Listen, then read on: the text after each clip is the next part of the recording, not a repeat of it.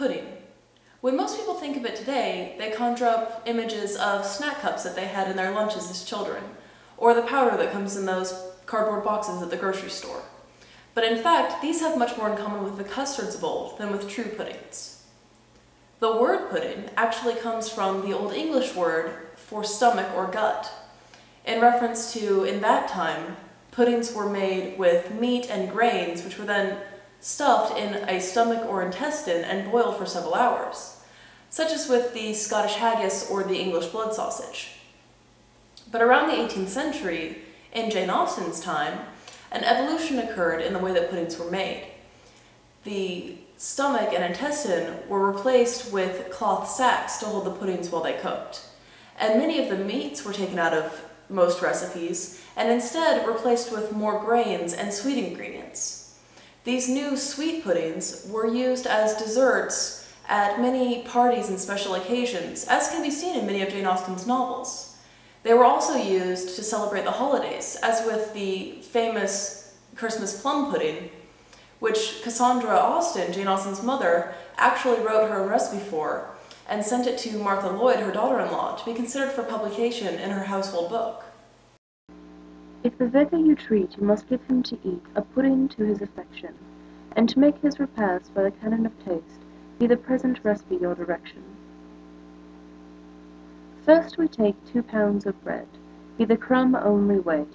For the crumb the good wife refuses, the proportions you'll guess may be more or less to the size the family chooses.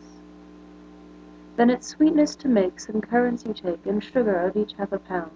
Be butter not forgot, and the quantity sought must be the same with your currants be found. Cloves and mace you will want, with rose water I grant, and more savoury things if well chosen.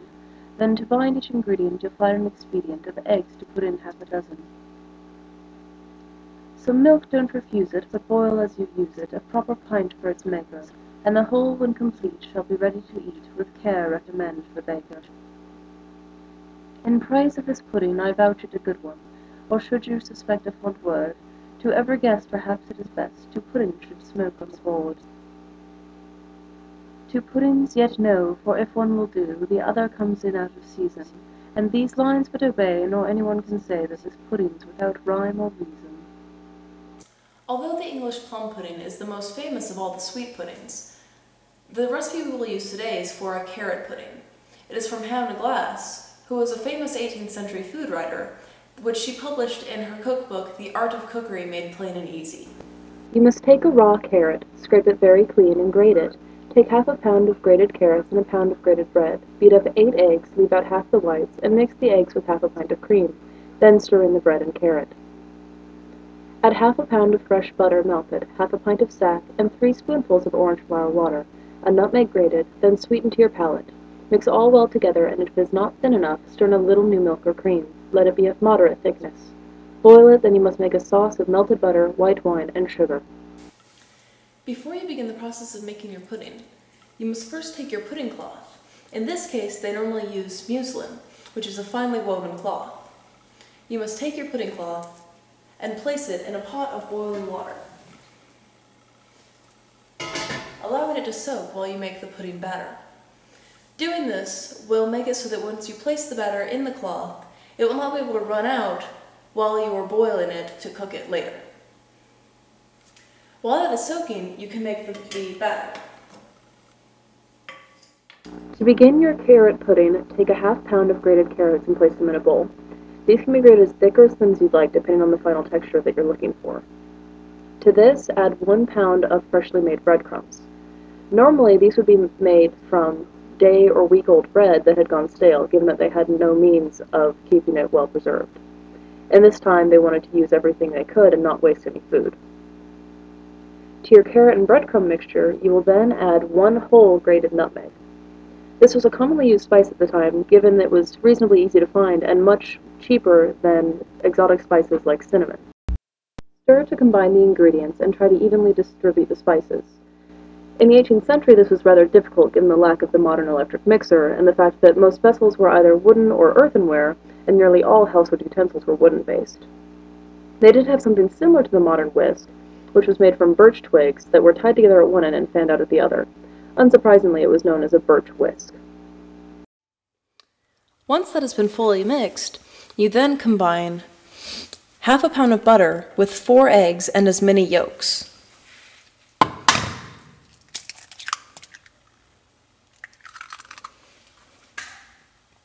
To this, you add the wine and orange flower water mixture.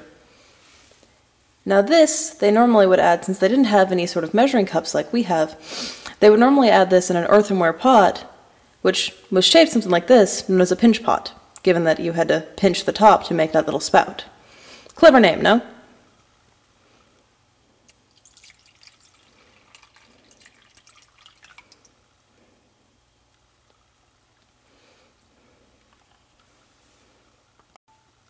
Finally, add the cream and sugar.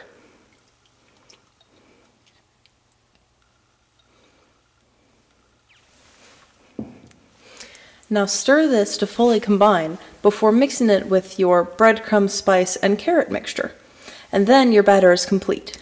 Once the pudding mixture has come together like so, it can now be loaded into the muslin fabric, wrapped up and placed in boiling water to cook for 1 hour. Now that the pudding mixture has come together, you can retrieve your muslin from the water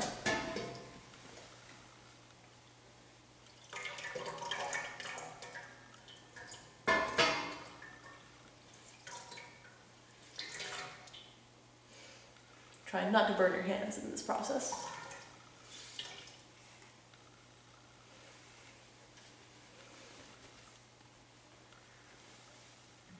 Place it in a bowl just for ease. And now you can load the pudding mixture into it.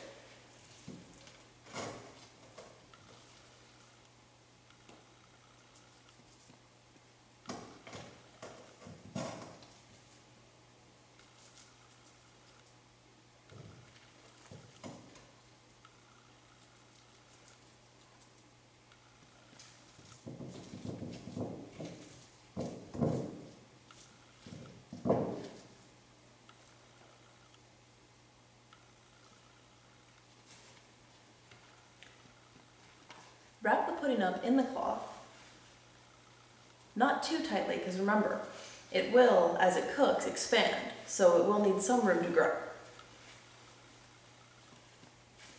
Wrap it in the cloth and tie it so that it cannot open.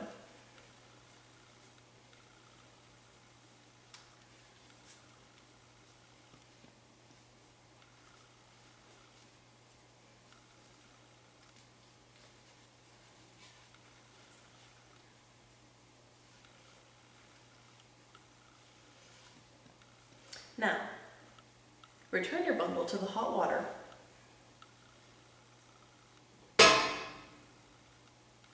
and allow it to cook for 1 hour with the water consistently boiling.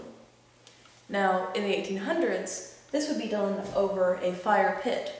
Normally there would be a wrought iron arm somewhere near their fireplace or some means of hanging the pot over the fire to keep the water boiling constantly. Once your pudding has cooked for an hour, remove it from the water and let it rest on a plate for about 10 minutes, just until it's not too hot to handle. Carefully remove the muslin. Given that it's still warm, it's also very fragile and can break quite easily if you jolt it too much. Just gently peel the fabric off of it, using it also to protect your hand because it's still quite hot at this point and you can burn yourself if you're not careful. Carefully tip it up and just turn it over onto the plate. Let it rest for about another 10 minutes before adding the sauce. It's not very pretty right now, but it should taste pretty good just the same. To make a more 21st century version of this pudding, you can use the exact same carrot pudding batter, but just change the way in which it's cooked. Instead of boiling it for an hour, especially over a fire, you can instead place it in a pie pan, filled it with puff pastry in a 350-degree oven for 35 to 40 minutes. Watch. To make your 21st century pudding, start with a greased 9-inch pie pan and place on the bottom 1 layer of puff pastry dough. You can just use store-bought because making it yourself takes far too much time, and when it's $3 a box, it's a lot cheaper too. Lay it out just as you would any standard pie crust, making sure to get it into the sides, and the edges, being careful not to tear it or leave any holes on the bottom. Once you have it fully flattened out, fill it with your pudding mixture, getting it as full as you can before you flatten it out. Once you've filled it entirely with your pudding mixture, take your second layer of puff pastry and lay it right over the top, just as you would any standard pie crust.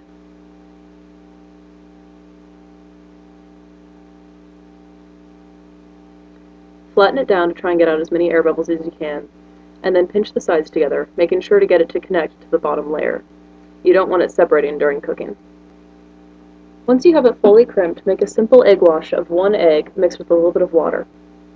Use this to paint the top of the pie, making sure to cover it fully, but not saturating it. This way, when it bakes, it will get all golden brown and delicious. Once you've finished, sprinkle a little bit of sugar on top. It'll stick to the egg wash and it'll caramelize while you're baking it. Now, take the pie and place it in a 350-degree oven. It will probably take about 35 to 45 minutes to cook, depending on how well your oven works. You may need to rotate it once while cooking.